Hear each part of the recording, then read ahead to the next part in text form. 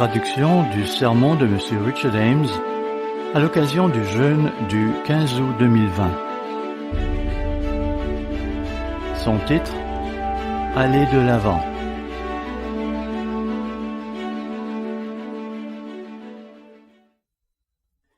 Je vous salue tous depuis le studio de télévision ici à Charlotte. C'est merveilleux d'être ainsi connecté à tous nos frères et sœurs en Christ et à leurs familles dans le monde entier. Vous savez, dans 1 Corinthiens chapitre 5, au versets 3 et 4, l'apôtre Paul avait dit qu'il ne pouvait pas être avec eux en personne, mais qu'il était avec eux en esprit. C'est donc en esprit que nous sommes réunis aujourd'hui, en ce jour de jeûne, et nous vous remercions, frères et sœurs, pour votre soutien à l'équipe du siège social, à son conseil des anciens et en particulier à notre évangéliste en charge, M. Gerald Weston. L'Église a toujours été confrontée à des défis. Nous n'avons qu'à jeter un regard sur le passé et nous nous rendrons compte que l'Église a survécu durant tous ces siècles et ces millénaires. Christ est le chef de l'Église et nous sommes membres de son corps, comme il est dit dans 1 Corinthiens chapitre 12. Aujourd'hui, nous nous humilions devant Dieu à l'occasion de ce jeûne observé par toute l'Église. Nous comprenons évidemment que nous ne jeûnons pas pour faire pression sur Dieu afin qu'il accomplisse notre volonté. Certes, il va arriver que nous jeûnions à cause d'une épreuve particulière, et Dieu nous fera traverser des épreuves. Sans nul doute, beaucoup d'entre vous, frères et sœurs, pourraient raconter des histoires au sujet de diverses interventions de Dieu et de sa miséricorde lorsque nous avons jeûné et nous sommes humiliés.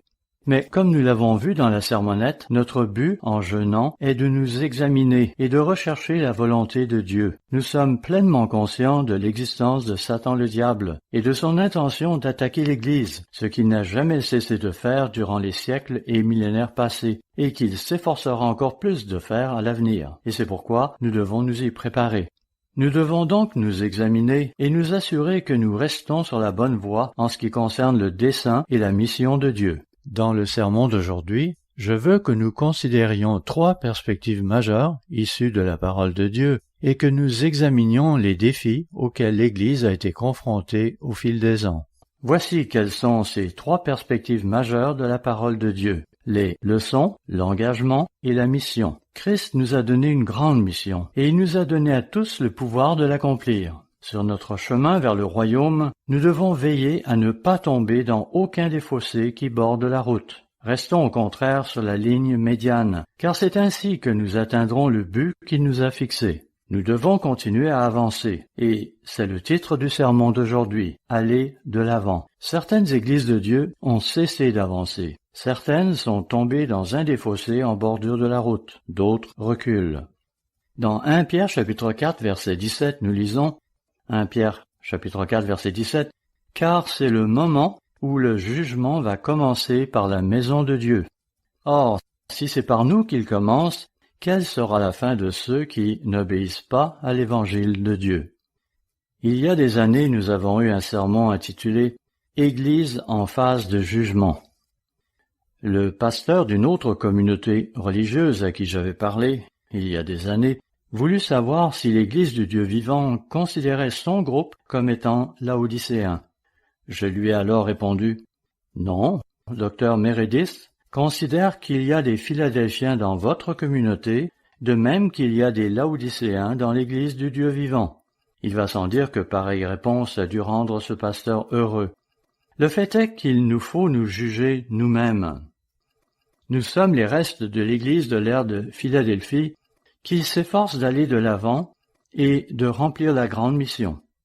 Nous devons continuer à avancer vers le royaume. Voyons à présent Philippiens chapitre 3. Ici, on nous dit pourquoi nous devons continuer d'aller de l'avant, une chose que M. Rod McNair a mentionnée dans sa sermonnette. Philippiens 3, verset 12. « Ce n'est pas que j'ai déjà remporté le prix, ou que j'ai déjà atteint la perfection, mais je cours pour tâcher de le saisir, puisque moi aussi j'ai été saisi par Jésus-Christ. » Verset 13. « Frère, je ne pense pas l'avoir saisi, mais je fais une chose, oubliant ce qui est en arrière et me portant vers ce qui est en avant, je cours vers le but pour remporter le prix de la vocation céleste de Dieu en Jésus-Christ. Ainsi donc, frères et sœurs, nous devons nous efforcer d'atteindre ce but. Remercions Dieu de nous donner de la sagesse, de nous guider, et même, aujourd'hui, de nous humilier devant lui pour en tirer des leçons et aller de l'avant. Mais nous devons nous juger nous-mêmes et avancer vers ce but qu'il nous a donné. Ne nous dit-il pas dans Matthieu 24, verset 13, « Mais celui qui persévérera jusqu'à la fin sera sauvé. » Alors, continuons à aller de l'avant. L'Église de Dieu a toujours été confrontée à des défis. Alors, quelles leçons pouvons-nous tirer des événements du passé? Pour la réponse, allons vers Matthieu chapitre 16, verset 17. M. Wallace Smith en a parlé la semaine dernière dans sa sermonnette. Nous trouvons ici une promesse qui devrait nous donner foi et encouragement. Matthieu 16, verset 17. Jésus, prenant la parole, lui dit, « Tu es heureux, Simon, fils de Jonas, car ce ne sont pas la chair et le sang qui t'ont révélé cela, mais c'est mon Père qui est dans les cieux. Et moi je te dis que tu es Pierre, Pétros, une petite pierre, et que sur ce roc, Pétra, Christ le rocher, la pierre angulaire de l'Église, je bâtirai mon Église. » Christ continue de bâtir son Église. Et que les portes du séjour des morts ne prévaudront point contre elle. Frères et sœurs, cela devrait nous encourager et nous donner l'assurance que le Christ est toujours actif. Et quoi qu'il arrive, Christ nous dit que les portes du séjour des morts ne prévaudront pas contre son Église. Verset 19. « Je te donnerai les clés du royaume des cieux. Ce que tu lieras sur la terre sera lié dans les cieux, et ce que tu délieras sur la terre sera délié dans les cieux. » Remercions-le donc de ce qui nous est donné la direction et l'orientation, et qui nous est promis qu'en dépit de tout, l'Église subsisterait à travers les âges. Je disais donc tantôt qu'à l'occasion du jeûne d'aujourd'hui, j'aimerais parler de 3 initiatives majeures que nous pouvons tirer de la parole de Dieu. Première initiative. Nous voulons tirer des leçons de ces défis auxquels l'Église a dû faire face dans le passé. Deuxième initiative. Nous voulons renforcer notre engagement. Et troisième initiative, nous devons remplir la mission de Christ. Débutons donc avec la première initiative, tirer les leçons de ces défis auxquels l'Église a été confrontée jadis. Il y a une multitude de saints qui ont donné leur vie au cours des millénaires, au point de même s'offrir en martyr. Mais l'Église de Dieu est toujours là et se porte bien. Et nous servons activement son chef, Jésus-Christ, qui est vivant. Et nous sommes bien sûr impatients de le rencontrer lorsque la 7e trompette retentira. Au cours des 6 décennies de mon ministère dans l'Église, j'ai été témoin de nombreux défis rencontrés par l'Église. Il en est de même pour certains des plus âgés parmi nous. Oui, nous avons enduré ces 6 décennies. Comment? Parce que Christ a promis que les portes du séjour des morts ne prévaudraient pas contre son Église. Lors des défis de 1977 et 1978, M. Herbert Armstrong a souffert d'une insuffisance cardiaque congestive. Certains dirigeants libéraux profitèrent de sa maladie pour rendre l'Église plus libérale, pour changer ses doctrines. M. Armstrong s'est heureusement remis de cette insuffisance cardiaque, mais cela a pris du temps. Dès qu'il fut remis, M. Armstrong s'empressa de remettre l'Église sur la bonne voie. Dans la revue Good News du 11 septembre 1978, il écrivait, et je cite, « À présent, la revue Plain Truth a également été remise sur la bonne voie. » Toujours dans ce même article, il ajoutait, « Depuis mai dernier, j'ai agi rapidement pour remettre l'Église de Dieu sur la bonne voie, en tant que véritable Église de Dieu. J'ai également remis les programmes de radio et de télévision sur la bonne voie. La tendance à la sécularisation, ainsi que le levain de l'intellectualisme moderne et de l'importance accordée aux détenteurs d'un doctorat, avait fait de l'Ambassador College une institution semblable aux autres collèges de ce monde. Pour la remettre sur les rails, j'ai dû repartir de zéro, comme en 1947, avec une seule classe de première année. j'ai dû mettre en charge de cette institution ceux à qui l'on avait enseigné la connaissance que Dieu m'avait révélée au tout début. J'espère que ces mesures, ainsi que mon retour en fonction, feront que, d'ici environ 1 an, nous pourrons relever l'Ambassador College au niveau d'un collège de Dieu. Finalement, M. Armstrong termine son exposé en exprimant sa profonde reconnaissance à tous ceux qui l'ont appuyé de leur loyauté et de leur fermeté pendant cette période de transition difficile. M. Armstrong s'est donc remis de cette insuffisance cardiaque congestive. Il a fini par reprendre des forces. Ainsi, dans le Worldwide News du 23 avril 1979, il écrivait « À présent, Christ a rétabli dans l'Église la structure de gouvernance qu'elle avait précédemment. Depuis maintenant 1 an, le chef de l'Église de Dieu, Jésus-Christ, a agi promptement pour remettre l'Église, le collège et l'œuvre de Dieu sur la bonne voie. Pourquoi le Christ vivant m'a-t-il ramené de la mort il y a près de 20 mois? Il est un fait que j'étais alors vraiment mort, car pendant 30 secondes, peut-être même 1 minute et demie, je n'avais pas respiré une seule fois. Si des mesures désespérées n'avaient pas été prises, je n'aurais jamais pris une autre bouffée d'air. Dieu est donc intervenu dans la vie de M. Armstrong.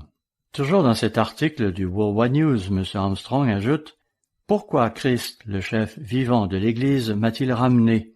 Je le sais maintenant en considérant ce qu'il a fait durant les 20 derniers mois.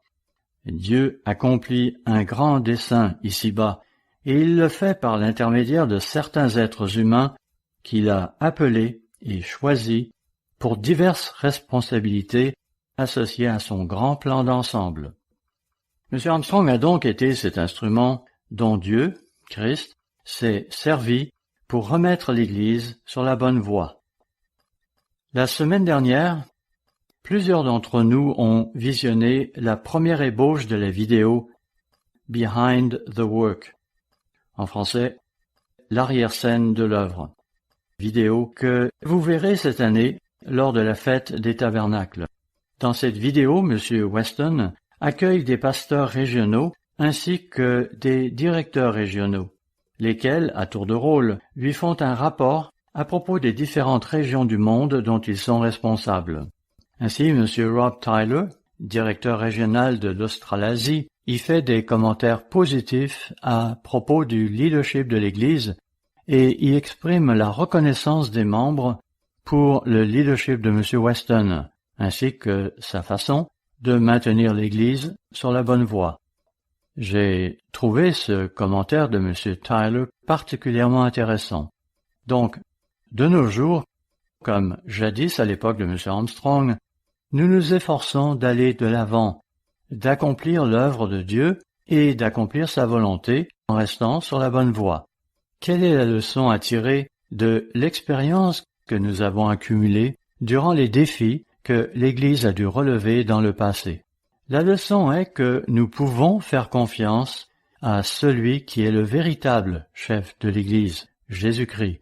Il est la tête du corps de l'Église. Il est vivant, actif et puissant. Nous avons certes dû faire face à quantité de défis et continuerons à en avoir à l'avenir. Mais comme nous l'avons déjà lu dans Matthieu chapitre 16 verset 18, « Et moi, je te dis que tu es Pierre, et que sur ce roc je bâtirai mon église, et que les portes du séjour des morts ne prévaudront point contre elle. » Remercions Dieu pour tout cela. Tournons-nous à présent vers Matthieu chapitre 28, où nous trouvons ce qu'on appelle la Grande Commission. Débutons au verset 18. Matthieu 28, verset 18. Jésus, s'étant approché, leur parla ainsi. « Tout pouvoir m'a été donné dans le ciel et sur la terre. » Vous le savez, Christ est le Logos, le porte-parole de Dieu, et comme il est dit dans Hébreux chapitre 1, il soutient toute chose, c'est-à-dire l'univers entier, par sa parole puissante. Il est notre Sauveur, et c'est lui qui est à la tête de cette œuvre. Verset 19. « Allez, faites de toutes les nations des disciples, les baptisant au nom du Père, du Fils et du Saint-Esprit, et enseignez-leur à observer tout ce que je vous ai prescrit. Et voici, je suis avec vous tous les jours jusqu'à la fin du monde. Remercions Dieu de ce que nous ayons Christ avec nous. C'est une promesse qu'il nous fait. Nous avons aussi cette autre promesse de Dieu dans Hébreux chapitre 13 verset 5, où il est dit « Je ne te délaisserai point et je ne t'abandonnerai point ». Et je vais parfois me réclamer de cette promesse quand je me sens déprimé. De plus, il promet aussi de ne pas abandonner son Église. Et nous le remercions pour la mission qu'il nous confie. Nous savons également que Christ reviendra à la 7e trompette et que notre tâche actuelle consiste à préparer l'Église, le monde et nous-mêmes pour ce grand événement. Ainsi, frères et sœurs, l'Église a toujours eu à relever des défis. Nous n'aurons pas le temps de parler de l'apostasie qui secoua l'Église universelle de Dieu quelques années après la mort de M. Armstrong. Contentons-nous de dire que Dr Meredith se vit obligé de sortir de cette apostasie afin de raviver l'œuvre avec l'Église globale de Dieu. Et les fruits ont démontré que Jésus-Christ soutenait son évangéliste dans cette entreprise. Et puis, il y a eu cette perturbation de décembre 1998, une conspiration selon moi, lorsque le conseil d'administration de l'Église a évincé Dr Meredith de l'Église globale de Dieu. Cependant, 75 à 80% des membres et des ministres ont alors choisi de suivre Dr Meredith pour établir l'Église du Dieu vivant dont nous faisons partie actuellement. Quelles leçons devons-nous tirer des défis auxquels l'Église a dû faire face dans le passé? Leçon numéro 1. Les ministres et les membres fidèles sont forts dans les moments difficiles. L'Église va toujours être confrontée à des défis, mais nous faisons confiance à Christ pour diriger l'Église qui est son corps. Et nous remercions Dieu pour vous, nos membres fidèles, qui reconnaissez où Christ travaille. Et nous voulons nous appuyer sur cette promesse de Christ, « Je bâtirai mon Église ». Êtes-vous un membre solide de cette Église? Leçon numéro 2. Soyons de plus en plus engagés. Ces jeunes de l'Église nous donnent l'occasion de nous humilier devant Dieu. Nous ne jeûnons pas à des fins politiques pour obtenir de Dieu qu'il se joigne à notre cause, mais nous nous humilions devant Dieu pour qu'il nous guide et nous corrige, comme il a été mentionné dans la sermonnette, et afin qu'il nous mette sur la bonne voie. Beaucoup d'entre vous, frères et sœurs, avez pu voir l'intervention de Dieu dans votre vie, ainsi que sa délivrance dans des situations graves, et cela parce que vous vous êtes humiliés durant ces crises. La pandémie mondiale a effectué un changement drastique dans nos vies et dans nos habitudes. Un de mes amis, qui n'est pas membre de l'Église, a écrit, et je cite, « Je me sens béni de pouvoir maintenant passer plus de temps avec mes proches, passer plus de temps à profiter de ma maison et de ma communauté, à bien manger chez moi, à faire quotidiennement de l'exercice et à me concentrer sur des choses qui comptent vraiment. Même si j'ai hâte que la vie reprenne son cours normal, je suis heureux que beaucoup d'entre nous aient ainsi pu s'arrêter et sentir les roses, aider ceux qui sont moins chanceux et se reconnecter avec toutes ces valeurs qui comptent vraiment. Je souhaite du réconfort à tous ceux qui souffrent. Je nous souhaite à tous d'avoir la possibilité de réévaluer nos priorités et, éventuellement, de réévaluer nos buts et nos objectifs. Fin de la citation. Dieu nous a donné ses buts et ses objectifs, mais c'est à nous de nous assurer que nous choisissons les bonnes priorités. Ainsi, lors des festivals annuels, nous nous demandons souvent dans quelle mesure nous sommes dévoués à l'œuvre de Dieu. Veuillez à présent vous tourner vers 1 Jean, chapitre 1. Lorsque nous nous évaluons et voyons nos faiblesses et nos besoins, nous voyons aussi à quel point nous avons besoin du sacrifice du Christ. Nous savons que nous avons besoin d'être pardonnés et Dieu nous promet ce pardon. 1 Jean chapitre 1 verset 7. Mais si nous marchons dans la lumière, comme il est lui-même dans la lumière, nous sommes mutuellement en communion et le sang de Jésus, son Fils, nous purifie de tout péché. Ainsi, chaque année à l'approche de la Pâque, nous nous persuadons que nous avons besoin de son sacrifice. Et il nous promet dans 1 Jean chapitre 1 verset 9 que si nous confessons nos péchés, il sera fidèle et juste pour nous les pardonner. Ainsi, lorsque nous nous humilions devant Dieu et que nous nous examinons, nous nous demanderons, sommes-nous solidement engagés? Sommes-nous profondément dévoués à l'œuvre que Dieu nous a donné à faire? dans le World Ahead du 13 août 2020, il y a 2 jours donc, M. Weston faisait cette mise en garde concernant notre jeûne. Il a dit « Concentrons-nous, durant notre jeûne, sur ce que chacun de nous peut changer. Demandons-nous « Qu'est-ce qui ne va pas chez moi ?» Apprenons à nous aimer les uns les autres. J'espère que nous répondrons à cette exhortation de M. Weston. En effet, qui parmi nous est si parfait qu'il n'a pas besoin de changer? À l'époque de la Pâque, j'ai coutume de demander à ma femme « S'il y a une chose que tu penses que je devrais changer, quelle serait-elle » Elle sera parfois tentée de me proposer plus qu'une chose. 1 Corinthiens 11, verset 31 ne dit-il pas « Si nous nous jugions nous-mêmes, nous ne serions pas jugés ». À nouveau, 1 Corinthiens 11, verset 31 dit « Si nous nous jugions nous-mêmes, nous ne serions pas jugés ». Cela dit, de quelle autre façon pouvons-nous nous examiner? Il y a un article qui pourrait nous aider en cela. Il se trouve dans le numéro de mars-avril 2009 du Living Church News, sous le titre « Auto-examen, une clé vitale pour la croissance ». Vous pouvez aussi y accéder sur notre site lcg.org.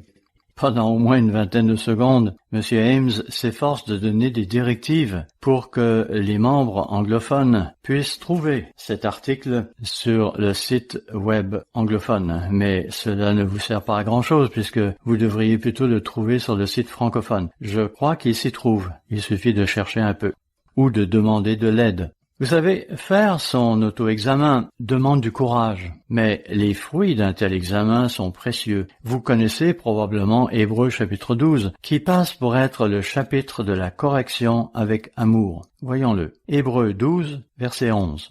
Il est vrai que tout châtiment semble d'abord un sujet de tristesse, et non de joie, mais il produit plus tard, pour ceux qui ont été ainsi exercés, un fruit paisible de justice. Nous devons donc nous examiner et devenir conscients de ce que nous devons changer, puis décider, avec l'aide de Dieu, de surmonter nos problèmes. Il y a 10 domaines qui se prêtent à un auto-examen, et je vais maintenant les aborder brièvement. L'article « Auto-examen, une clé vitale pour la croissance », mentionné précédemment, en parle. Domaine numéro 1. Il concerne la repentance. Frères et sœurs, j'ai dit à maintes reprises que ce qui doit nous caractériser avant tout, c'est d'être toujours prêt à nous repentir, d'accepter une correction et de réagir pour la corriger. Dans 1 Corinthiens chapitre 7, Paul avait écrit une lettre particulièrement corrective aux chrétiens de Corinthe. Suite à leur façon d'y réagir, le pécheur parmi eux s'étant repenti, Paul leur adresse une seconde épître. 2 Corinthiens chapitre 7, où il les invite maintenant à réadmettre celui-ci parmi eux. Dans ses commentaires à l'Église, il dit « Vous vous êtes repentis, mais vous n'avez pas eu le genre de tristesse qui est propre au monde et qui mène à la mort. Vous avez eu une tristesse selon Dieu. C'est là le genre de tristesse qu'il nous faudra manifester. Pour ma part, c'est ce que je demande à Dieu dans mes prières. » 2 Corinthiens 7, verset 10.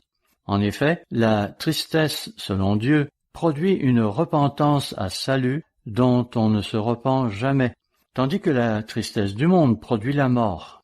Et voici, cette même tristesse selon Dieu, quel empressement n'a-t-elle pas produit en vous? Notez maintenant ce qui suit. Manifestez-vous ce genre de tristesse selon Dieu? Produisez-vous ce genre de fruits? Quelle justification! Quelle indignation!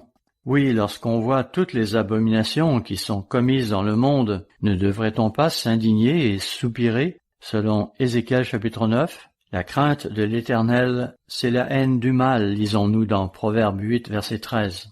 Poursuivons. Quelle crainte! Dr Meredith a souvent dit que certains des hauts dirigeants et des évangélistes de notre ancienne association n'avaient pas la crainte de Dieu, qu'ils n'avaient jamais été conquis par Dieu, et cela demeure vrai, comme il est dit dans Proverbe chapitre 1, à propos des méchants et des insensés qui n'ont pas la crainte du Seigneur, de l'Éternel. J'espère que c'est là quelque chose que vous avez, la crainte du Seigneur. Continuons. Quel désir ardent, quel zèle, quelle punition! Vous avez montré à tous égards que vous étiez purs dans cette affaire. Ainsi, Durant cette période de temps consacrée à notre examen de conscience, prions pour que nous puissions faire naître les fruits d'une tristesse selon Dieu. Souvenez-vous du repentir de Job.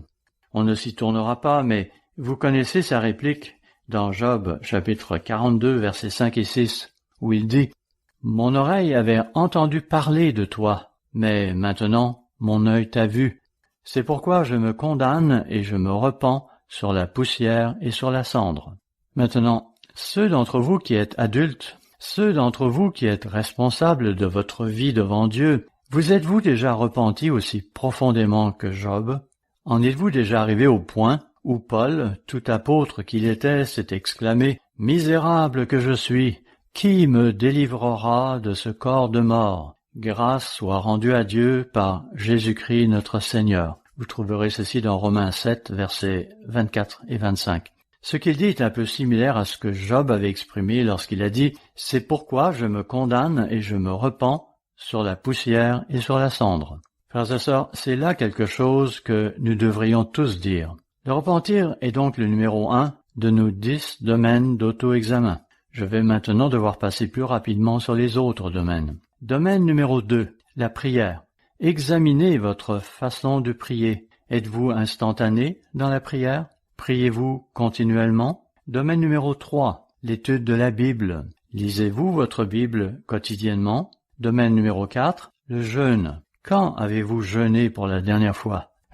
Réponse facile, n'est-ce pas? Vous êtes en train de jeûner maintenant. Domaine numéro 5, l'amour pour les frères. Combien d'amour avez-vous exprimé envers vos frères au cours de l'année passée? Domaine numéro 6, vos progrès dans la maîtrise de vos problèmes. Les jours des pains sans levain nous enseignent la nécessité de vaincre le moi, Satan et la société. Avez-vous fait des progrès pour surmonter vos problèmes au cours de l'année passée? Domaine numéro 7, votre croissance sous la nouvelle alliance. Avez-vous permis à Dieu d'écrire sa loi spirituelle sur votre cœur et dans votre esprit? Hébreux chapitre 8 et Hébreux chapitre 10 s'expriment à propos de la nouvelle alliance. Dieu écrit ses lois sur nos cœurs et dans nos esprits, certes, mais nous devons coopérer à ce processus. Avez-vous fait des efforts pour intérioriser les 10 commandements en tant que mode de vie? Domaine numéro 8, les dîmes et les offrandes. Avez-vous, au cours de l'année passée, fidèlement versé votre dîme à Dieu? Avez-vous été fidèle dans vos offrandes? Soyez honnête avec vous-même. Vous savez, voler Dieu est une affaire sérieuse. Domaine numéro 9, les avertissements d'Apocalypse chapitres 2 et 3. Ces chapitres constituent un bon moyen de s'examiner spirituellement. Christ y révèle les forces et les faiblesses des 7 églises. Notez ces défis que Dieu nous lance lorsqu'il dit dans Apocalypse 2, verset 7, que celui qui a des oreilles entende ce que l'Esprit dit aux églises. Il y parle des églises plurielles. Ainsi, une autre façon de nous examiner est de lire Apocalypse chapitre 2 et 3 pour voir si nous n'aurions pas perdu notre premier amour, à l'instar de l'église d'Éphèse. Enfin, domaine numéro 10, notre soutien à l'œuvre de Dieu. Quel est votre zèle pour l'œuvre de Dieu? Ce sera notre principale considération dans la prochaine partie de ce sermon. Quel est donc le résultat de notre auto-examen? Nous devrions avoir une vision claire de notre nature humaine et de la nécessité de la surmonter. Et nous devrions voir nos lacunes et nos défauts et identifier les faiblesses que nous devons surmonter. Enfin, après avoir vu nos insuffisances, nous devrions d'autant plus reconnaître notre besoin d'un Sauveur vivant et d'un souverain sacrificateur assis à la droite de Dieu. Nous parlons ici bien sûr de notre Seigneur Jésus-Christ qui est toujours là pour intercéder en notre faveur, comme il est dit dans Hébreux chapitre 7 verset 25. Dans Jean chapitre 15 verset 5, il nous dit « Sans moi, vous ne pouvez rien faire ». Mais d'un autre côté, nous avons aussi cette promesse qu'il nous donne dans Philippiens chapitre 4 verset 13 où il est dit « Je puis tout par celui qui me fortifie ». Lors de notre baptême, nous avons pris un engagement majeur. Nous avons en fait contracté une alliance avec Dieu à ce moment-là. Nous avons été conseillés par un ministre qui nous a alors montré ce qui est dit dans Luc chapitre 14. Voyons-le. Ceux d'entre nous qui envisagent le baptême doivent lire ce passage et réfléchir attentivement à son contenu. À nos étudiants, De même qu'à tous ceux qui envisagent de se faire baptiser, nous demandons « Pourquoi voulez-vous être baptisés ?» Il y en aura peut-être certains parmi eux qui s'imagineront qu'ils n'ont pas besoin d'être baptisés, car, selon eux, ils n'ont jamais rien fait de mal. Quelle erreur! Non, Romains 3, verset 23, dit que nous avons tous péché, et Romains chapitre 6, verset 23 ajoute que le salaire du péché, c'est la mort. Voyons donc ce que dit Luc chapitre 14, verset 25. Luc 14, verset 25. De grandes foules faisaient route avec Jésus. Il se retourna et leur dit, « Si quelqu'un vient à moi sans me préférer à son père, à sa mère, à sa femme, à ses enfants, à ses frères et à ses sœurs, et même à sa propre vie, il ne peut être mon disciple. » Bon, ici, M. Ames parle d'une erreur de traduction dans la Bible anglaise, mais ça ne nous concerne pas parce que Louis II n'a pas fait cette erreur de traduction. Notez que Matthieu chapitre 10 verset 37 exprime la même chose. C'est là une priorité, frères et sœurs, une priorité qui, me semble-t-il, échappe à certains d'entre nous en ce moment. Ne perdons donc pas de vue ces grandes priorités que Christ nous a fixées. Comprenez que nous avons été rachetés à un grand prix, comme le dit 1 Corinthiens chapitre 6 verset 20. Voyons-le, 1 Corinthiens chapitre 6 verset 20. Car vous avez été rachetés à un grand prix. Glorifiez donc Dieu dans votre corps et dans votre esprit qui appartiennent à Dieu. C'est donc un test de loyauté. Aimez-vous Christ plus que vous n'aimez votre fils ou votre fille? Abraham était prêt à sacrifier son fils, mais c'était sur l'ordre direct de Dieu. C'est l'événement historique le plus émouvant de Genèse chapitre 22. Et puis, aimez-vous votre position, votre travail, votre personnalité plus que Christ, le Sauveur du monde? Nous reviendrons là-dessus un peu plus tard. Lors du sabbat du 8 août 2020, M. Wallace Smith a donné la sermonnette intitulée « Un aspect négligé de la foi ». Il avait alors attiré notre attention sur Deutéronome chapitre 17, où Dieu expose la manière dont les questions controversées doivent être résolues. Elles doivent l'être par les serviteurs que Dieu aura nommés. Et Dieu a établi ses serviteurs dans leurs fonctions afin qu'ils portent des jugements. Pourquoi? Pour préserver l'unité de l'Église, comme nous le voyons à l'occasion de la conférence dont il est question dans Actes chapitre 15. M. Weston a abordé ce sujet en profondeur dans son sermon intitulé « Un temps de détresse », sermon qu'il a donné la semaine dernière et qui était alors destiné aux États-Unis et au Canada, mais qui sera rendu disponible plus tard sur notre site internet lcg.org. Précisons que, dans ce sermon intitulé « Un temps de détresse », M. Weston avait abordé la question des jugements, de l'organisation et de l'administration de l'Église. Aujourd'hui, Dieu soutient toujours les jugements de ses serviteurs. Nous devons avoir cet aspect de la foi qui nous amènera à nous soumettre à l'administration de Dieu et à son œuvre. À ce sujet, voyons Hébreux chapitre 13, où il est question de notre attitude face au gouvernement de Dieu dans son Église. Je me souviens d'un ministre qui, il y a de nombreuses années, était plutôt réticent à se soumettre au gouvernement de Dieu. Il voulait agir à sa guise et ne pas se soumettre à la direction de l'Église. Lorsqu'il lisait Hébreux 13, verset 7, où il est dit « Souvenez-vous de vos conducteurs qui vous ont annoncé la parole de Dieu. Considérez quelle a été la fin de leur vie et imitez leur foi. » Il voyait le terme « conducteur » et, pour lui, ce terme était l'équivalent d'un guide, pas nécessairement une autorité à laquelle on devrait se soumettre. D'où son attitude face à l'autorité et au gouvernement dans l'Église. Notez cependant qu'on nous dit d'imiter la foi de nos conducteurs, de ceux qui nous guident, de ceux qui ont la foi de Jésus-Christ, qui leur permet d'accomplir l'œuvre et la mission que Dieu a confiée à l'Église, lui qui est le même hier, aujourd'hui et à jamais. Notez aussi ce qui est dit plus loin au verset 17. « Obéissez à vos conducteurs, et ayez pour eux de la déférence, car ils veillent sur vos âmes dont ils devront rendre compte. Qu'il en soit ainsi, afin qu'il le fasse avec joie et non en gémissant, ce qui ne vous serait d'aucun avantage. Vous savez, frères et sœurs, ce concept de soumission est important. Lorsque vous vous êtes fait baptiser, vous avez accepté de vous soumettre.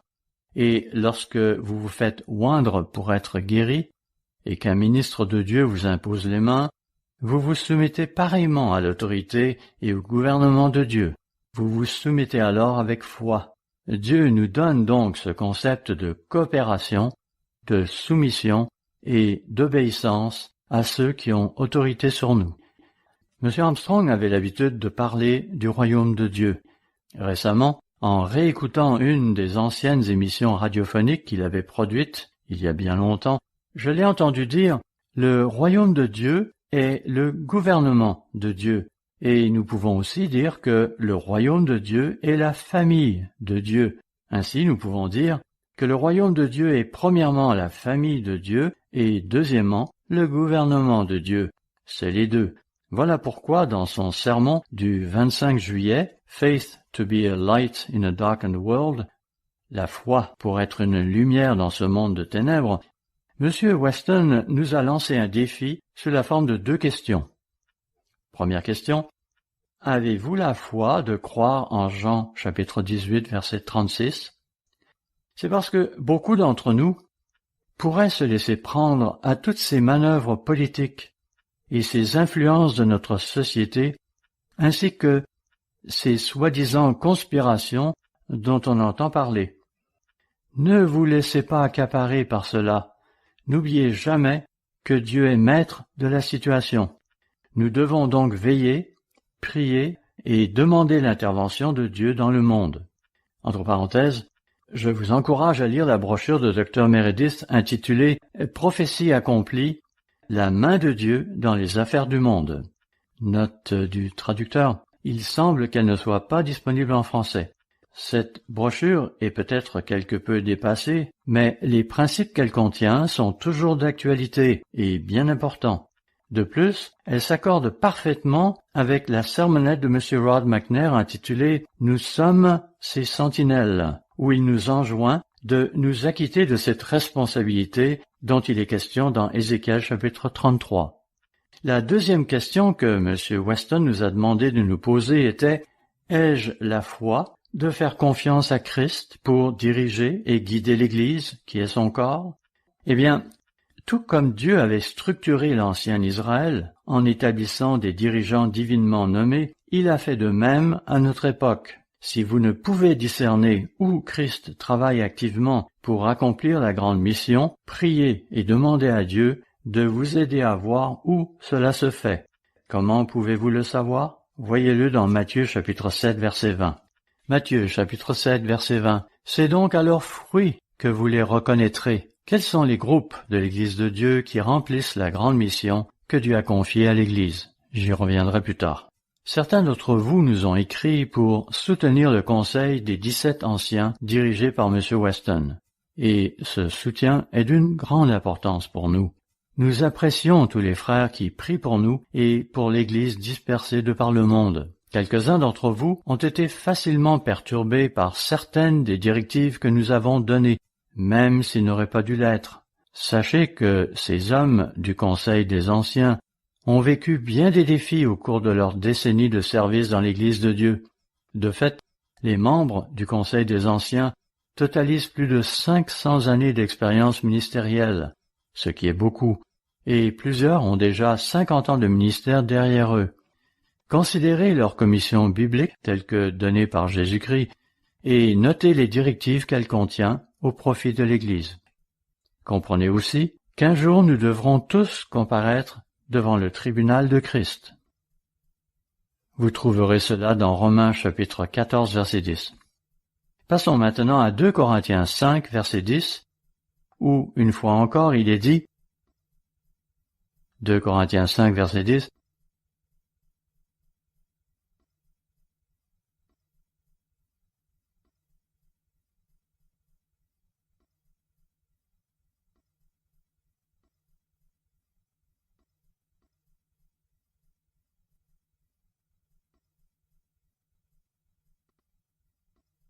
car il nous faut tous comparaître devant le tribunal de Christ, afin que chacun reçoive selon le bien ou le mal qu'il aura fait, étant dans son corps. Alors, comment allons-nous nous en tirer? Certains se sont éloignés de la vérité. Je me demande ce qu'ils répondront lorsque Christ leur fera comprendre qu'ils n'ont pas rempli ou soutenu la grande commission qu'il nous avait donnée.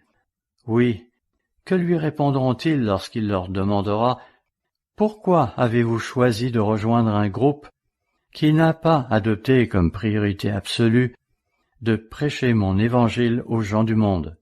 Que vont-ils répondre?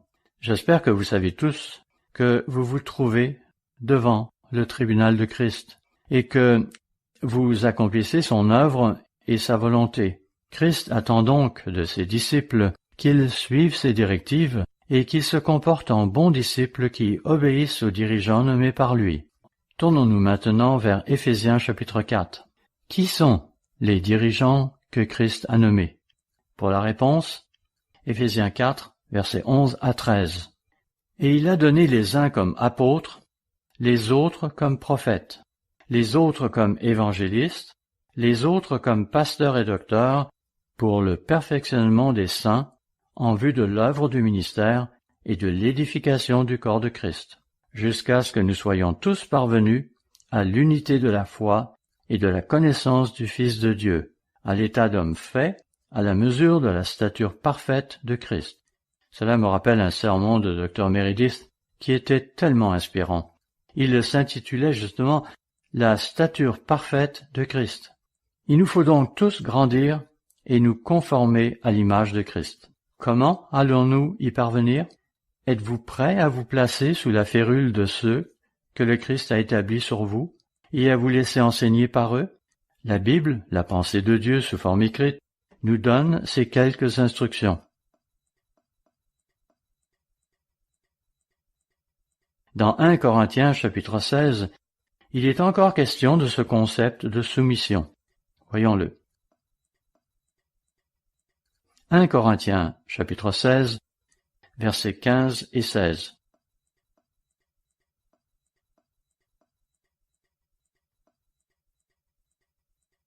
Encore une recommandation que je vous adresse, frères.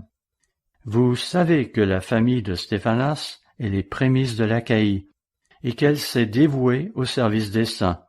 Ayez vous aussi de la déférence pour de tels hommes, et pour tous ceux qui travaillent à la même œuvre.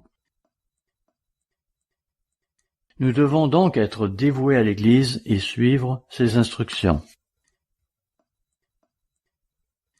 Dieu établit des ministres dans son Église, comme il est dit dans Éphésiens chapitre 4, et cela pour que nous ne soyons plus des enfants, flottants et emportés à tout vent de doctrine. Laissez-moi vous rappeler que nous avons la déclaration de nos croyances fondamentales sur notre site web officiel églisedieuvivant.org, section ressources. Je vous mets au défi de me dire avec combien de ces 29 sous-sections de nos croyances fondamentales vous êtes d'accord. J'espère que vous les approuvez toutes. Comprenons que la Bible est l'expression de la pensée divine sous forme écrite, et nous devons nous y conformer et la mettre en pratique. Éphésiens chapitre 5, versets 20 et 21 dit « Rendez continuellement grâce à Dieu le Père pour toutes choses, au nom de notre Seigneur Jésus-Christ, vous soumettant les uns aux autres dans la crainte de Christ. » Cela dit, dans les limites de la loi divine, je m'efforce de me soumettre à ma femme quand elle me demande de faire quelque chose. À ce propos, laissez-moi vous raconter une petite histoire. Certains d'entre vous me l'ont déjà entendu raconter, je sais. Un jour que nous étions allés rendre visite à l'une de nos congrégations, nous nous trouvions dans un motel. À un moment donné, alors que mon épouse était affairée à faire sa toilette, elle m'a lancé « Dick, je dois me faire les ongles. Pourrais-tu me passer mon petit kit de manucure ?» J'ai alors fouillé dans notre valise et, l'ayant trouvé, je la lui ai jetée et elle l'a attrapée. Tout cela en moins de 5 secondes. C'était conforme à la règle que je m'étais imposée, à savoir de répondre au désir de ma femme en dedans de 5 secondes. Donc, selon Éphésiens chapitre 5, soumettons-nous les uns aux autres avec amour. À noter cependant que le verset suivant ajoute, verset 22, « Femmes, que chacune soit soumise à son mari comme au Seigneur. » Tournons-nous maintenant vers Jacques chapitre 4. M. Armstrong avait donc coutume de parler de ces 3 initiatives que nous devons avoir. Voici la première. Jacques chapitre 4, verset 7. « Soumettez-vous donc à Dieu. » Il y en a qui s'imaginent qu'ils sont soumis à Dieu, mais leurs pensées leur jouent des tours. Ce n'est pas le cas. Résistez au diable et il fuira loin de vous. Oui, l'une des raisons pour lesquelles nous jeûnons est que nous voulons être sûrs de reconnaître les artifices de Satan. Et il continue inlassablement d'attaquer l'Église. Heureusement, Christ est là pour nous sauver et nous défendre, mais nous devons faire notre part. À nouveau, résistez au diable et il fuira loin de vous. Et voilà la deuxième. Verset 8. « Approchez-vous de Dieu. » C'est ce que nous faisons aujourd'hui en jeûnant. « Et il s'approchera de vous. » C'est là sa promesse et je la revendique souvent. Dans son annonce du 30 juillet dernier, M. Weston avait déclaré « J'ai demandé que tous nos membres observent un jeûne lors du sabbat du 15 août, afin de pouvoir résister à Satan qui s'efforce de nous faire du mal, et afin de nous aider à nous rapprocher de Dieu, qui est notre fondement solide. » Nous nous efforçons donc de nous tenir proches de Dieu. Veuillez à présent vous tourner vers 1 Pierre chapitre 2. Vous savez, il y a des personnes qui sont très réfractaires à ce concept de soumission ou de coopération. Elles auront plutôt tendance à vouloir imposer leurs 4 volontés aux autres, plutôt que de coopérer et de se soumettre dans la crainte de Dieu. Voyons donc 1 Pierre chapitre 2, versets 13 et 14. « Soyez soumis à cause du Seigneur à toute autorité établie parmi les hommes, soit au roi comme souverain, il est ici question de l'empereur romain du 1er siècle de notre ère, soit au gouverneur comme envoyé par lui pour punir les malfaiteurs et pour approuver les gens de bien. » Nous devons donc nous soumettre à toutes les ordonnances de l'homme. Voyons aussi 1 Pierre chapitre 5, à partir du verset 5. 1 Pierre 5, versets 5 à 7. « De même, vous qui êtes jeunes, soyez soumis aux anciens, et tous, dans vos rapports mutuels, revêtez-vous d'humilité, car Dieu résiste aux orgueilleux, mais il fait grâce aux humbles. Humiliez-vous donc sous la puissante main de Dieu, afin qu'il vous élève au temps convenable, et déchargez-vous sur lui de tous vos soucis, car lui-même prend soin de vous. Pourquoi le travail que nous accomplissons ici et dans le monde entier est-il si efficace? C'est parce que nous, les membres de l'Église, servons Dieu avec humilité et avec un esprit de coopération. Dieu a béni l'œuvre d'une façon remarquable, et vous le constaterez en écoutant les rapports encourageants que nos directeurs régionaux nous feront dans la vidéo que je vous ai annoncée précédemment et qui vous sera présentée durant la fête des Tabernacles 2020. Elle vous montrera clairement les fruits de ces ouvriers et serviteurs de Dieu du monde entier. Mais la plus grande source de notre foi et de notre assurance en ces temps de la fin vient de notre relation avec notre Sauveur Jésus-Christ et notre Père Céleste. Restons donc fidèles à nos engagements envers eux. Pouvez-vous dire honnêtement « Je suis prêt à donner ma vie pour mon Sauveur » ? Pouvez-vous dire « J'ai pris un engagement envers Dieu et je le maintiendrai » ? Il y aurait aussi ce passage de Romains chapitre 12, un passage auquel nous nous sommes souvent référés, et sur lequel il convient particulièrement de méditer en ce jour de jeûne. Voyons-le. Romains 12, verset 1. « Je vous exhorte donc, frères, par les compassions de Dieu, à offrir vos corps comme un sacrifice vivant, saint et agréable à Dieu, ce qui sera de votre part un culte raisonnable. Verset 2.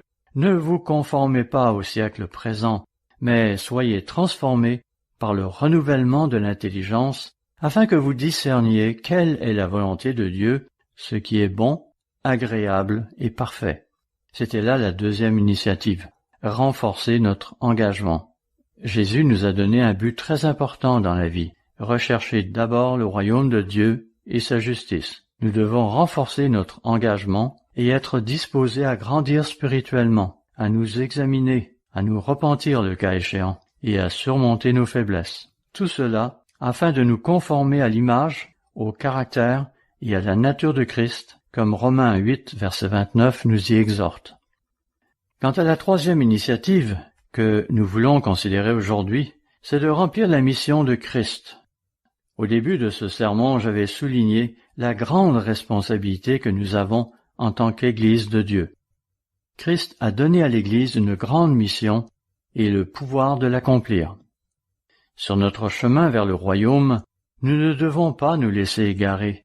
Nous devons nous concentrer sur l'objectif et continuer à aller de l'avant. Vous connaissez ces passages. Aussi vais-je me contenter de vous les rappeler.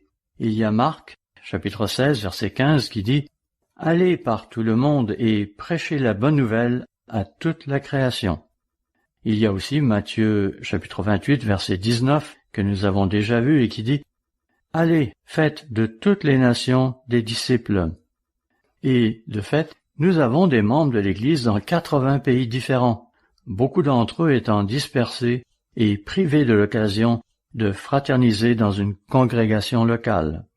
Nous avons des frères de tous les groupes ethniques, de toutes les langues et de tous les continents du monde. Nous devons prier les uns pour les autres. Cette semaine, M. Weston a demandé à M. Rod McNair d'écrire la lettre pour les membres et les co-ouvriers ici aux États-Unis. Les directeurs régionaux des autres parties du monde feront de même pour ceux de leur juridiction. Par ailleurs, dans la lettre qui sera envoyée la semaine prochaine à nos membres et co-ouvriers ici aux États-Unis, M. McNair écrira ce qui suit.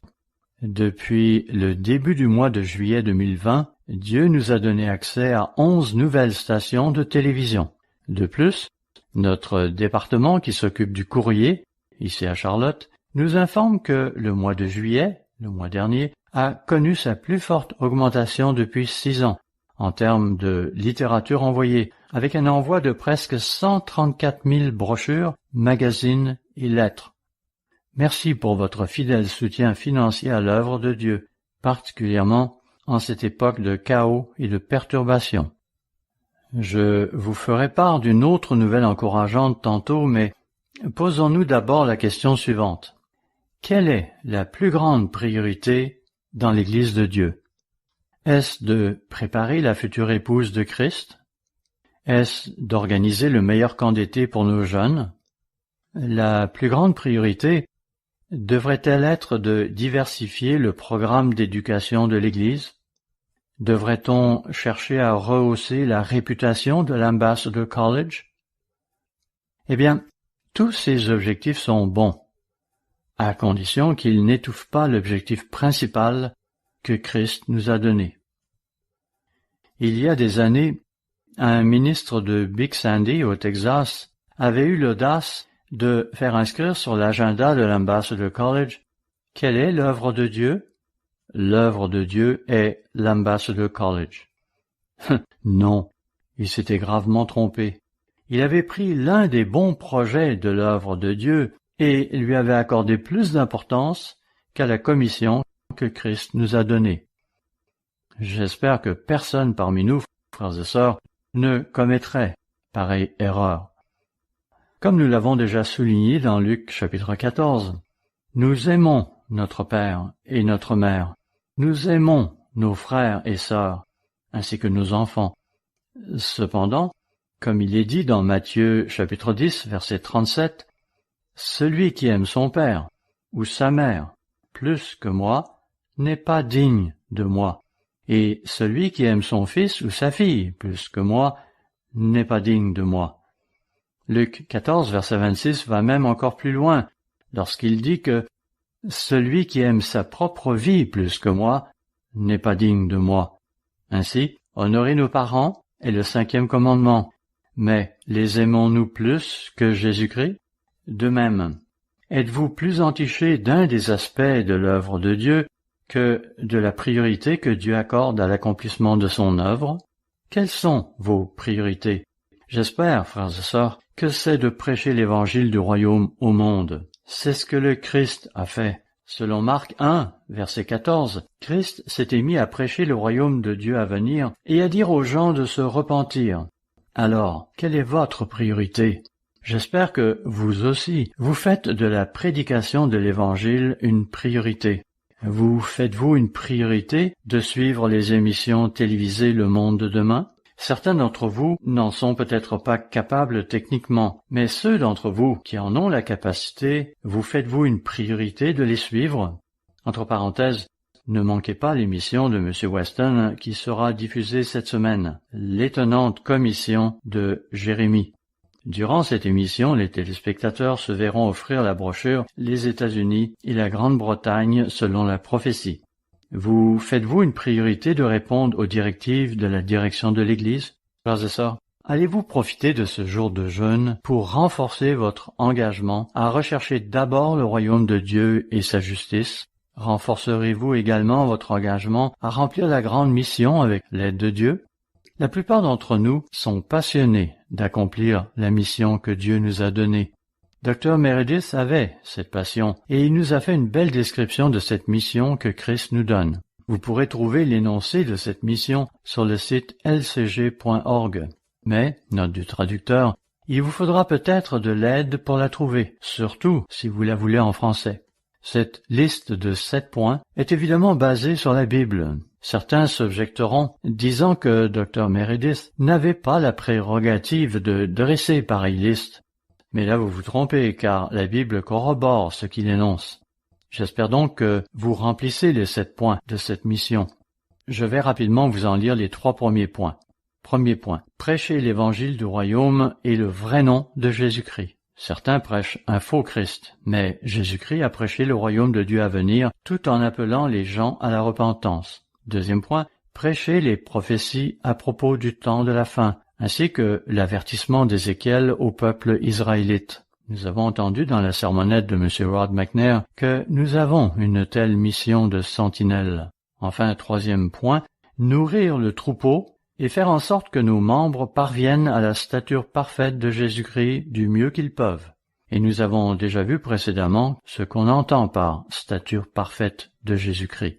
Ainsi, Dieu bénit son Église à travers le monde, et nous nous efforçons de remplir ses missions. Comme mentionné précédemment, dans la prochaine lettre aux membres et aux co-ouvriers, vous serez informés d'autres bonnes nouvelles. Parmi elles, citons les suivantes. Après le numéro de juillet-août 2020, le tirage de l'édition anglaise de la revue Monde de demain fera un bond spectaculaire de 9,4%. C'est dans ce numéro de juillet-août que se trouvait notamment le puissant article de M. Weston ayant pour titre « En pleine tempête ». J'espère que vous l'avez tous lu. La page 4 indiquait que le tirage était alors de 339 000 exemplaires. Eh bien, le numéro de septembre-octobre passera, lui, à 371 000 exemplaires. Ce sera donc une augmentation de 9,4%. Au total, en un an, le tirage de la revue aura ainsi augmenté de 30%. Cependant, comme M. Weston l'a mentionné, notre but n'est pas principalement d'accroître notre tirage. Ce que nous recherchons avant tout, c'est un bon lectorat. C'est pourquoi nous avons adopté la politique suivante.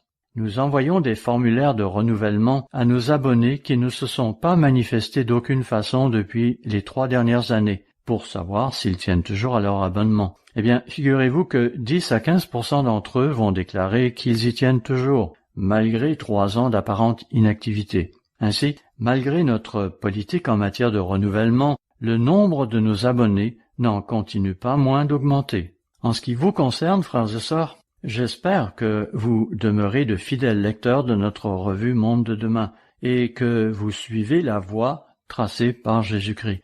Il y a des années, je me fixais toujours une priorité lorsque j'étais de retour à Pasadena, à l'Ambassador College. Cette priorité consistait à lire les éditoriaux de M. Armstrong. Plus tard, j'ai maintenu cette habitude avec ceux de Dr. Meredith, et maintenant, ceux de M. Weston. Vous lisez ces éditoriaux parce que vous voulez savoir où Jésus-Christ nous mène. Et bien sûr, n'oubliez pas non plus de lire tous ces articles qui paraissent dans le journal et la revue Monde de demain, cette dernière étant publiée en 3 autres langues. Ainsi, pour ce qui est de l'édition en espagnol, notre tirage en août 2020 était de 23 500. C'est une croissance de 18% en 6 mois seulement. Pour l'édition française, elle est de 8 500, mais elle aussi a connu une croissance de 10% depuis 6 mois. Quant à l'édition Afrikaans, elle tire à 1500 exemplaires et a augmenté de 7% en 6 mois. Dieu nous donne donc de la croissance. Tournons-nous à présent vers 1 Corinthiens, chapitre 3. Nous avons donc un travail à faire. Nous plantons, certains vont semer, d'autres vont arroser. C'est ce que l'apôtre Paul a dit. Mais qui donnera l'augmentation? 1 Corinthiens 3, versets 5 à 7 répond. Qu'est-ce donc qu'Apollos et qu'est-ce que Paul? Des serviteurs par le moyen desquels vous avez cru, selon que le Seigneur l'a donné à chacun. J'ai planté, Apollos a arrosé, mais Dieu a fait croître, en sorte que ce n'est pas celui qui plante qui est quelque chose, ni celui qui arrose, mais Dieu qui fait croître. Pendant les 7 premiers mois de 2020, nous avons reçu des milliers de demandes pour nos brochures et autres publications. Mais la brochure la plus demandée est celle de Dr. Douglas Winnail, intitulée « Biblical Principles of Health », principes bibliques pour une bonne santé. Note du traducteur, cette brochure est probablement en cours de traduction pour les francophones. Comme l'a souligné M. Weston, Dieu a clairement inspiré le calendrier pour cette offre semestrielle, laquelle avait été décidée bien avant la pandémie de COVID-19. Ainsi, en date du mois d'août 2020, nous avions déjà reçu plus de 36 000 demandes pour cette brochure inspirante et, maintenant, d'une actualité brûlante.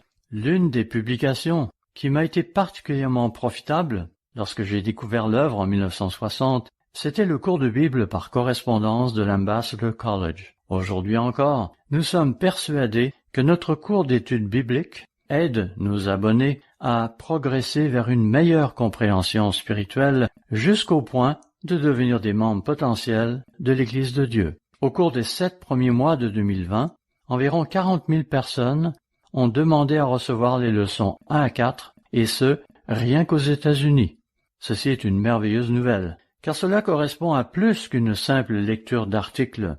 Ici, il s'agit de suivre un cours, d'étudier en profondeur. C'est là ce qu'ont fait 40 000 personnes au cours des 7 premiers mois de 2020. Nous prions maintenant pour que ces personnes s'en servent à bon escient, alors que Dieu les appelle à se convertir.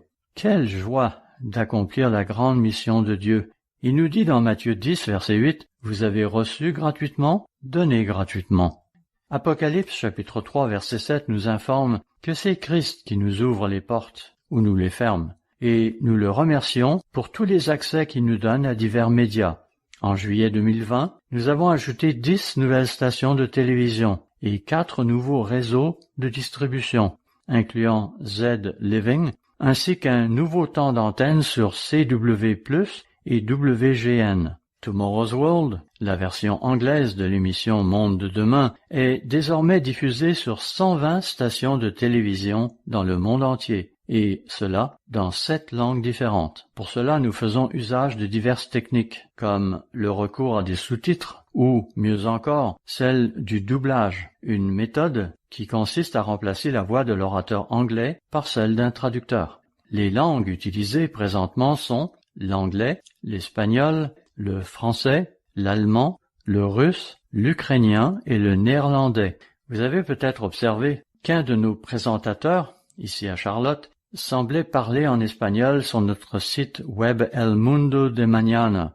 Le doublage est parfois si bon que les téléspectateurs ne sauront pas que nous ne parlons pas vraiment espagnol. Frères et sœurs, J'espère que vous regardez régulièrement nos émissions télévisées et que vous en faites même une de vos priorités spirituelles. Il va arriver à l'occasion que certaines de nos émissions se fassent censurer en Europe, au Canada, en Australie, en Nouvelle-Zélande et même ici aux États-Unis. Mais le prophète Ésaïe nous dit bien, dans Ésaïe 58, verset 1, « Crie à plein gosier, ne te retiens pas, élève ta voix comme une trompette, et annonce à mon peuple ses iniquités, à la maison de Jacob ses péchés. » Ils vont donc censurer certaines de nos émissions parce qu'ils ne veulent pas qu'on leur parle de leurs péchés. En juillet 2020, les émissions télévisées pour les États-Unis et le Canada ont produit une réponse hebdomadaire moyenne de 2961.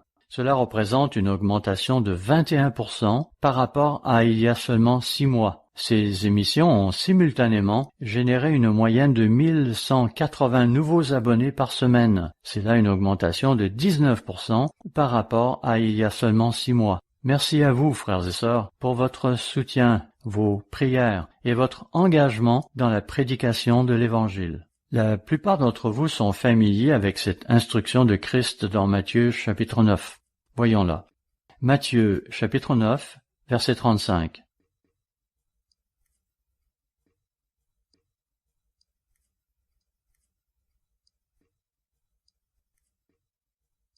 Jésus parcourait toutes les villes et les villages, enseignant dans les synagogues, prêchant la bonne nouvelle du royaume et guérissant toute maladie et toute infirmité. Voyant la foule, il fut ému de compassion pour elle, parce qu'elle était languissante et abattue, comme des brebis qui n'ont point de berger.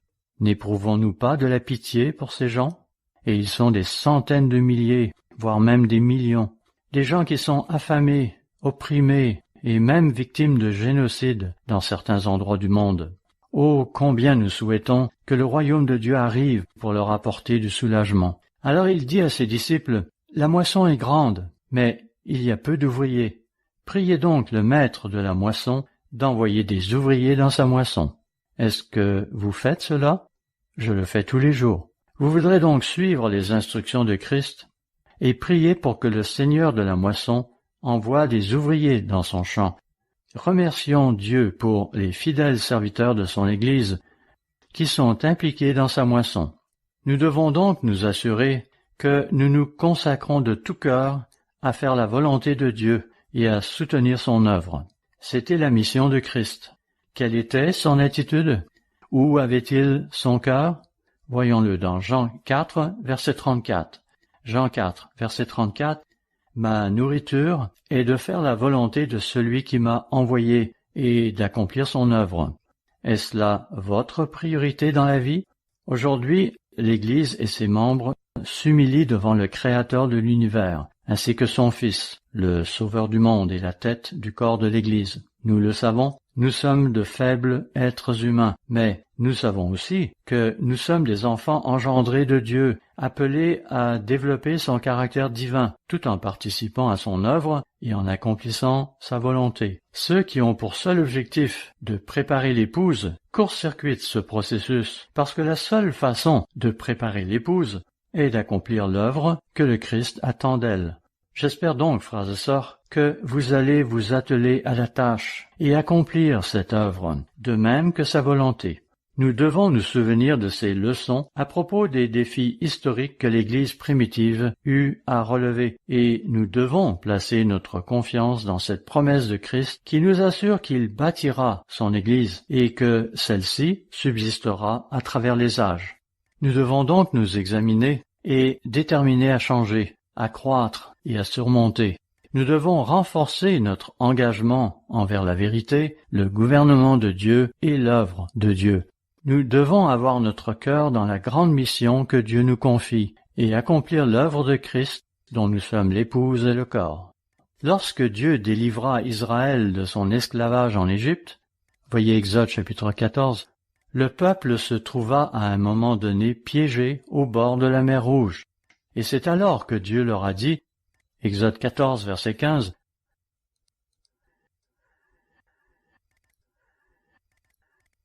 Pourquoi ces cris? Parle aux enfants d'Israël, et qu'ils marchent. Ce même message vaut aussi pour nous, frères et sœurs. Il a fallu du courage aux Israélites pour passer au milieu de la mer Rouge, avec ces murailles d'eau qui les encadraient. Nous aussi, allons de l'avant avec courage et sans nous laisser piéger par toutes ces controverses, mais en exerçant notre foi pour remplir la grande mission. Remercions Dieu et Christ de ce qu'ils sont avec nous et de ce que nous leur soyons soumis. Nous sommes faibles, certes, mais nous avons été appelés à remplir une mission, celle de préparer le monde, l'Église et nous-mêmes pour le royaume de Dieu à venir. Nous attendons avec impatience l'année 2021 et les programmes inspirants qu'elle va nous apporter, notamment les camps d'été pour nos jeunes et toutes ces autres expériences destinées à ceux qui aiment l'aventure. N'oublions pas non plus toutes ces opportunités d'apprentissage offertes par l'Église du Dieu vivant. Alors examinons-nous, tirons des leçons de l'expérience et des défis que l'Église connut dans le passé. Renforçons notre engagement et accomplissons la grande mission du Christ. Dans Galates chapitre 2, verset 20, l'apôtre Paul a dit « J'ai été crucifié avec Christ, et si je vis, ce n'est plus moi qui vis, c'est Christ qui vit en moi. Et si je vis maintenant dans la chair, je vis dans la foi du Fils de Dieu, pas dans la foi au Fils de Dieu, qui m'a aimé et qui s'est livré lui-même pour moi. » Souvenez-vous que Dieu est amour et qu'il est maître de la situation, malgré tout le chaos qui règne dans notre monde actuel. Nous devons avancer avec courage et ne jamais cesser de le faire. Ce n'est pas seulement notre foi qui doit nous propulser, mais bien plus la foi de Jésus-Christ en nous. C'est en persévérant, en continuant d'accomplir son œuvre et sa volonté, que l'entrée dans le royaume de Dieu nous sera accordée.